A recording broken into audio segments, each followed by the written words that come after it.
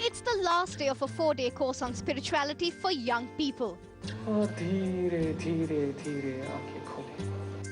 if it seems a little unusual, it's because it's intended to be. After all, this is a course that's trying to make spirituality relevant to an average youngster. A year ago, Sanket Poddar was part of a similar course. I thought art of living is not for me. I'll think about it when I'm 60. Because when I used to hear the word art of living, an image used to come in my mind. Some Dadi wala Baba talking about some nonsense, which is irrelevant to youngsters, especially me. And finally, I went to the venue where the course was held. And I saw around 600 to 700 youngsters, people of my age, coming for the course. And I thought, wow, yeah, this is a very big crowd. This must be something. So, from an attitude of I don't want to do it, it shifted to I want to check it out. Kya hoga, kaisa hoga. Even while doing the course, I was doubting a lot. Will it help me in my personal life? Whatever they are saying, it sounds very good.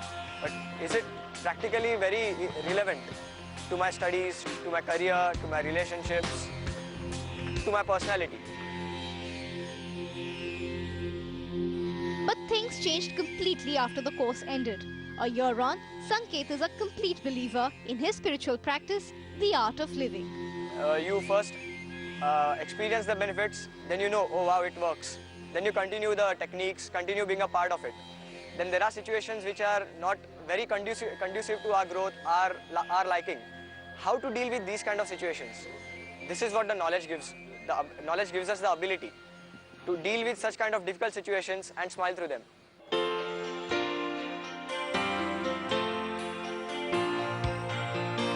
20-year-old Sonam Gurnani also got into spirituality by accident. But now, a little more than a year into her first brush with art of living, it is something that she cannot do without. Life has totally taken a 360-degree turn. It's like you're still standing in the same place and the whole world looks very different for you. Like earlier when I used to sit for 2 hours to study in a day, I would not study for more than 15-20 minutes. But then later on, after practicing these techniques regularly, my concentration level has grown like 1,000 times more. I've been able to concentrate so much more in the 2 hours.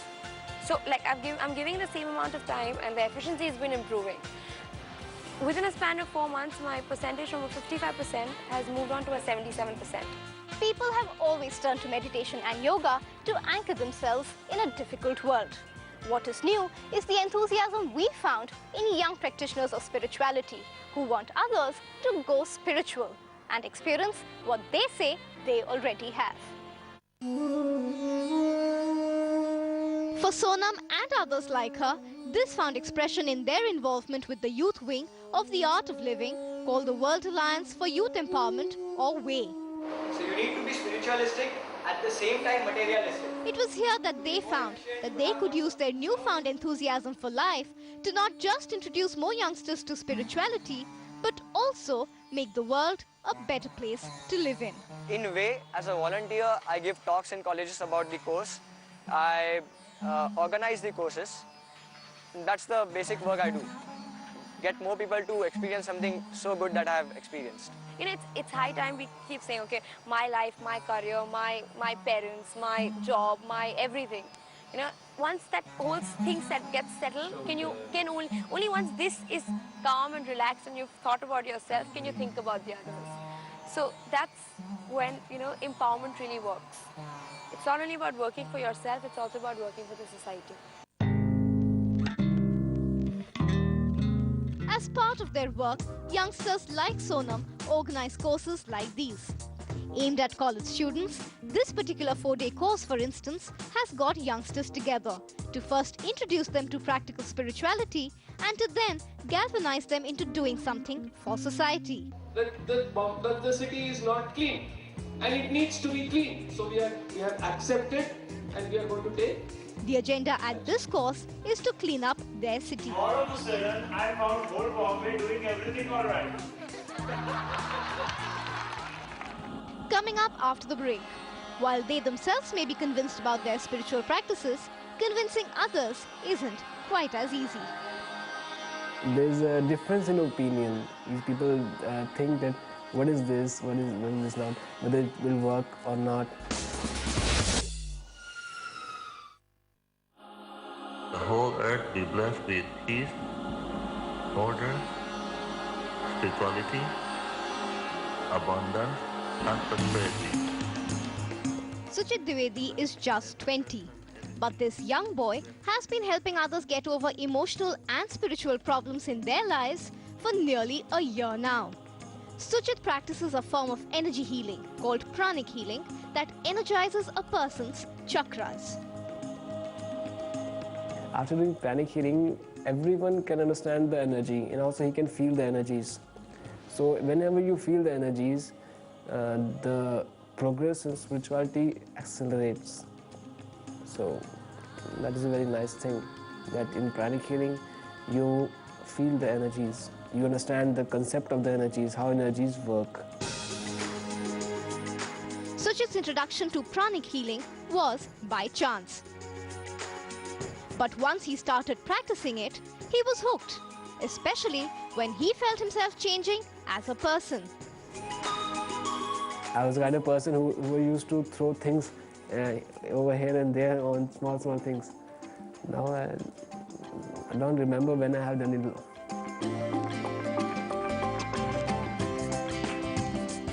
Swami Ullasa is with the Isha Foundation, an organization that helps people undergo inner transformation to lead lives that are more spiritual and happier. His first brush with Isha happened when he was still a student, and it changed everything for him. I remember every day I went to college, every day I went to work, and I used to think, what the hell am I doing? Great college, great work, nothing going wrong, but I think, what the hell am I doing? The moment I stepped into Isha, it's not even about stepping to Isha. The moment I started doing what I felt was worthwhile in my life, was the most important thing in my life. Never once have I thought, what the hell am I doing? Every moment I'm thinking, I'd rather not be doing anything else than what I'm doing right now. That's a real blessing to live your life like that, real blessing. I think satisfaction is a very poor word because definitely I'm not satisfied with life. I am bursting with life, it's like that. It's something else altogether when your life is no more in pursuit of happiness. It's an expression of whatever you found within yourself, an expression of your joy, an expression of your happiness. The experience of finding himself was so powerful that Swami Ullasa felt compelled to share it with others. And it was then that he became a teacher for his spiritual organization. The more and more I got into it, the more and more I saw that it doesn't matter how much you change the outside. Unless you see how to help people settle this one, unless you settle yourself, you're not going to settle anything on the outside. And since then, the past 6-7 years when I was going through the practices, volunteering, I saw how this one was flowering in such a wonderful way. And I wanted that to grow, and I wanted that also to happen to more and more people. So after a year of working, I quit and I came full-time to Isha and joined the teacher's training process. It isn't easy convincing others of the benefits of their spiritual practices. But the desire to spread the inner bliss that they say they have experienced is so strong that it gives these campaigners of spirituality the strength to deal with rejection. Eventually, they say, even their cynics try out their practice. Whenever you want to change anything, whenever you see people doing different things, there's got to be criticism. And criticism is a harsh word. There's a difference in opinion. These people think that what is this not, whether it will work or not. Everybody has these questions in their mind. But when they see the results, when they see themselves getting healed, and when they see other people getting healed, so slowly they also understand these things. I have converted those friends into pranic healers so that they can have the benefits of pranic healing in their lives also, and they are enjoying it.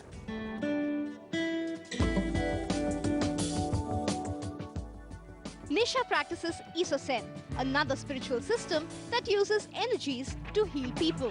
Many of those she has helped started off as being doubting Thomases, dismissing her efforts as mere mumbo-jumbo.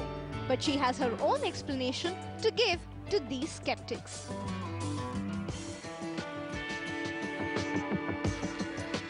There was a time when, we would talk about clairvoyance. There were clairvoyants who could see auras, and people would think that this is paisa kamane ka something banaya hua hai. Until of lately, when we have developed those cameras which can capture your aura. So then at least that much part has been proven. So now the next thing comes in that how do you explain about the emotions and the mental part. So I make them go through a lot of experiences. So they begin to sort of understand it in a different aspect, that everything cannot be explained in words, but yes, it can be felt. And experience is a very important thing in this whole philosophy of healing and energetic healing. A lot of the cynicism around spirituality comes from the careless use of the word. The term has been both misappropriated and abused.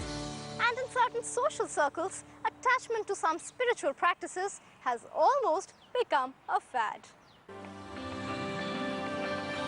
These young practitioners of spirituality are aware of the problems, but it only strengthens their resolve to take the true meaning of their practices to people.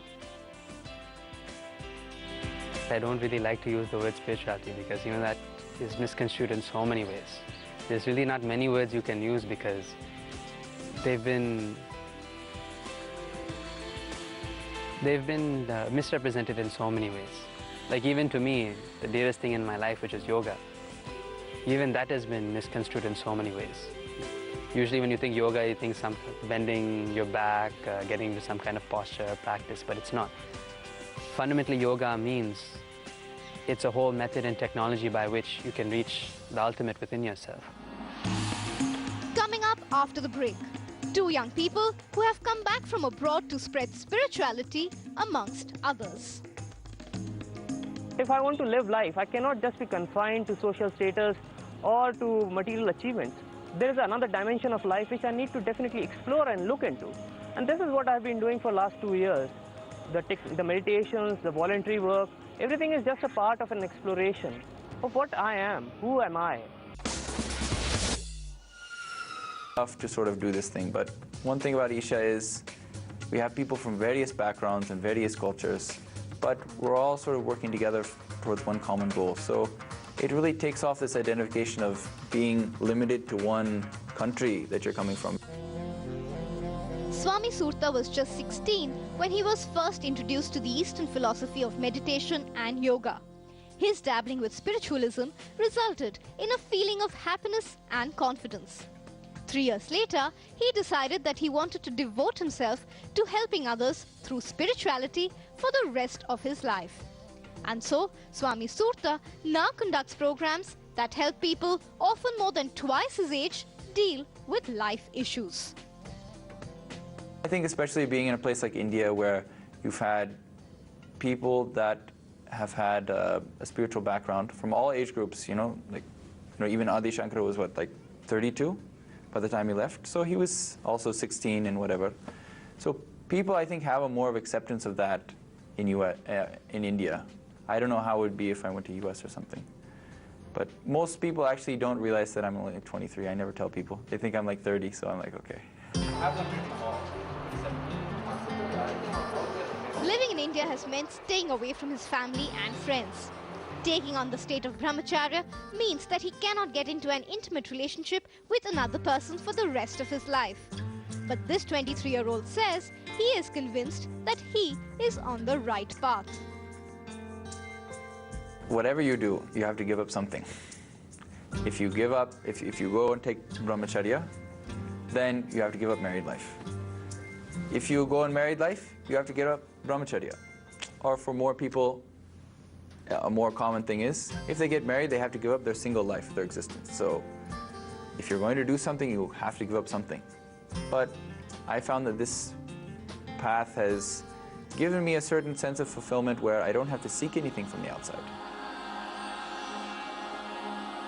What makes all the difference, says the young Swami, is the fact that he derives great satisfaction from the work he now does, introducing people to the possibilities of finding the divine within themselves by following the path laid down by his guru. The work itself is a very tremendously fulfilling process because the way that people are touched by the programs and the work that we're doing, I've never seen anything like this before, nowhere. It's touching them to their deepest core. Just seeing how people are changed by the 7-day program. You know, by the first day you're thinking, okay, you have to do the setup, this thing. It's like, why did I get into this? By the last day you're just like completely blown away. Every program, it just completely blows me away. The way people are on the first day and the way they change by the last day, it just amazes me every time. Saurabh's story is even more interesting. Life couldn't be any better for this quintessential achiever who did everything that the average Indian parent wants their child to do. Academically, socially, my life was what any middle-class child would have. As I grew up, my ambitions became stronger and stronger, and during my teenage, I decided to become to appear for one of the most difficult exams in India, which is called IIT JEE. I prepared hard for that for 2-3 years, and I scored a good rank and went to IIT Bombay to do my graduation. After my graduation, I was hired by a French company called Schlumberger, and I was posted in London for my first assignment. Life couldn't get any better, and yet he couldn't get rid of this feeling of something being missing. So always I was looking for happiness in something I would achieve. And even though I achieved that thing, the happiness was just very momentous. It was there only till I don't get it. The moment I get it, it's not worth that much. So life was going on and I could see where it would lead to. Maybe I will become vice president or president of a company someday. But if even that doesn't satisfy me, even if that doesn't fulfill me, then what's the point of that? That was the question which was coming to my mind every now and then.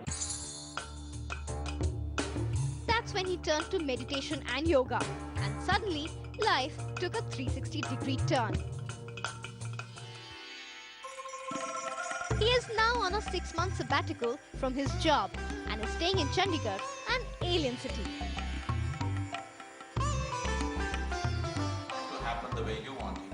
All for the chance to volunteer for the organization, which is his spiritual anchor.